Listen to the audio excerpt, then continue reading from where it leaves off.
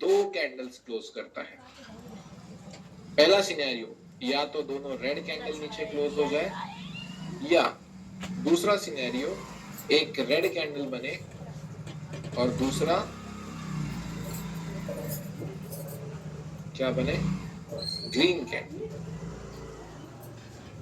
But अब देखो ध्यान से सुनो, ठीक है। बट क्या है कंडीशन, क्या है, ये ग्रीन कैंडल है, ठीक है। दोनों कंडीशंस में हम इस पर्टिकुलर लेवल को कहते हैं चेंज ऑफ कैरेक्टर, और इसके चलते मार्केट में हम अब बुलिश नहीं रहते हैं, और हम अब कहते हैं कि अगर हमारा last support in the market के नीचे क्लोजिंग आ चुका है, then we are bearish now and we are going to look for sell entries. अब बहुत अच्छे से और एक बार समझ लो कि ये फर्स्ट कैंडल रेड और ये सेकेंड कैंडल रेड, ये फर्स्ट कैंडल रेड और ये सेकेंड कैंडल ग्रीन, इन दोनों की क्लोजिंग हमें ध्यान देना है, बाकी हमको कुछ लेना देना नहीं है। हमको दूसरे कैंडल की क्लोजिंग चाहिए। अब यहाँ पे दो रूल्स है अगेन। फर्स्ट रूल इज कि यहाँ पे जो है दो कंसेक्यूटिव कैंडल्स क्लोज होने चाहिए, यानी क्या, एक के बाद एक। ऐसा नहीं होने चाहिए कि एक रेड कैंडल यहाँ पे नीचे क्लोज हो गई और तुरंत ग्रीन कैंडल यहाँ पे ऊपर क्लोज हो गई, ऐसा नहीं चलेगा। दोनों कैंडल्स लगातार नीचे क्लोज होनी चाहिए। ये हो गया हमारा पहला रूल। और हमारा दूसरा रूल क्या है कि इट इज नॉट कंपल्सरी कि दोनों कैंडल्स रेड हो, एक रेड और एक ग्रीन भी चल सकती है अगर लगातार। अब यहाँ पे कैंडल कलर मैटर नहीं करता है, बस फर्स्ट कैंडल क्या होनी चाहिए हमारी, रेड होनी चाहिए, क्योंकि ऑफकोर्स लो के नीचे क्लोज ग्रीन कैंडल तो होगी नहीं।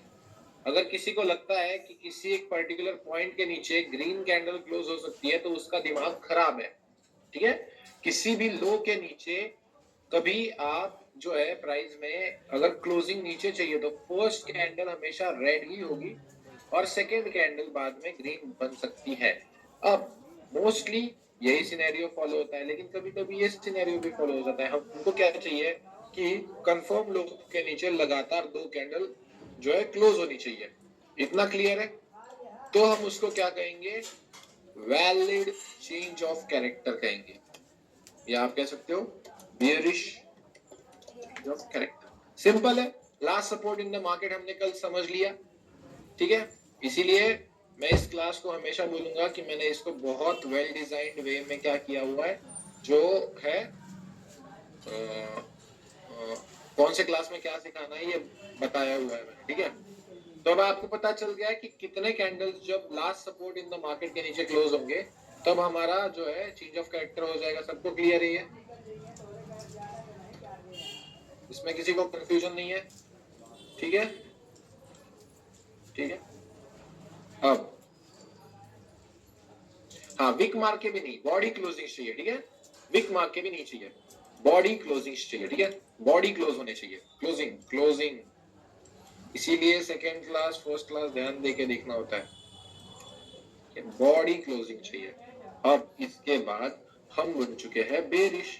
अभी तक तो हमने ट्रेंड में कैसे एंट्री लेनी है वो तो हमने नहीं सीखा है, लेकिन जैसे ही मार्केट में बेरिश चेंज ऑफ कैरेक्टर हो जाता है तब हमको ये जो लास्ट का 1 2 3 स्ट्रक्चर होता है ना, अब हमेशा आप किस ध्यान से देखना स्ट्रक्चर को कि ये 1 है, ये 2 है और ये 3 है। जब फिर से एक नया बनेगा तो ये 3 कैंसिल, ये 1 है, ये 2 है और ये 3 है। इसी वे में आप स्ट्रक्चर को देखोगे, ठीक है। अगेन और एक बार बताता हूँ, अगर बुलिश स्ट्रक्चर देख रहे हो तो ऐसे देखना है, ये 1 है, ये 2 है, ये 3 है। जब नया स्ट्रक्चर बन गया तो ये 3 कैंसिल, ये 1 है, ये 2 है और ये 3 है। अब ये 3 कैंसिल होके 1 कब बनेगा, जब मार्केट में 2 कैंडल रिट्रेसमेंट आएगी और जब नया हाई कंफर्म होता है तब 3 कैंसिल होके 1 बनेगा। ये पॉइंट सबको समझ में आ गया क्या, बताइए? जब भी हाई कंफर्म होगा तब हमारा 3 1 बन जाएगा, राइट? समझ गए? क्लियर है? Okay, understood. अब उसके बाद 3 लेवल्स निकलते हैं सेलिंग के। ये हो गया पहला लेवल, ये हो गया दूसरा लेवल और ये हो गया तीसरा लेवल। अब इन तीनों लेवल्स के अलग अलग नाम है और इनको मार्क कैसे करना है, ठीक है, बताता हूँ मैं। अभी भी हम सिर्फ ये 4 आवर और डेली में ही करेंगे और इसका लाइव एग्जांपल आपको दिखाऊंगा, लाइव हुआ कौन सा लेवल से सेल हुआ है ये आप बताओगे। अभी भी आप 4 आवर और डेली में ही करोगे ये मार्क। आपको उस पर्टिकुलर लेवल का अगर ये हाई है तो आपको क्या करना है, टॉप विक मार्क करनी है उस candle plus 1% of the body, बिल्कुल छोटा सा हिस्सा, ठीक है। अगर ये सपोर्ट है तो आपको बॉटम विक मार्क करनी है प्लस 1% ऑफ द बॉडी उसी कैंडल की, ठीक है, जो भी लोएस्ट पॉइंट है।